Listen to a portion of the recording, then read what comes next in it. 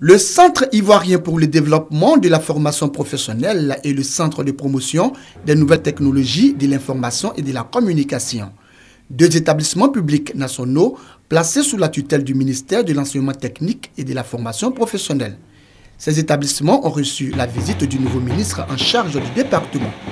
Paul Kofi Kofi y était pour s'imprégner des réalités du terrain afin d'optimiser le rendement de ces différents services. Il a visité les locaux de ces structures pour lesquels il a apprécié les efforts d'aménagement opérés en vue de l'accroissement des capacités de prestations. À l'issue de sa visite, le ministre a annoncé des innovations au sein de son ministère. La première chose que j'ai notée, c'est que la plupart de ces établissements sont sur un site unique, ce qui est une opportunité d'échanger des synergies. Ensuite, j'ai vu aussi leur niveau, n'est-ce pas, de développement. Il y a naturellement un grand écart en termes de moyens de travail, moyens d'intervention. D'ailleurs, je note qu'à côté de ces établissements, le lycée technique a pris un coup de neuf, il est en train d'être réhabilité.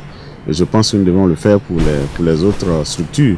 Soulignons que Paul Kofi Kofi a rencontré les acteurs de son ministère il y a quelques jours lors d'un séminaire qui s'est tenu à Grand Bassam. Au cours de ce séminaire, le ministre a opéré le diagnostic de son nouveau ministère avant d'exprimer sa vision de modernisation à la tête de ce département.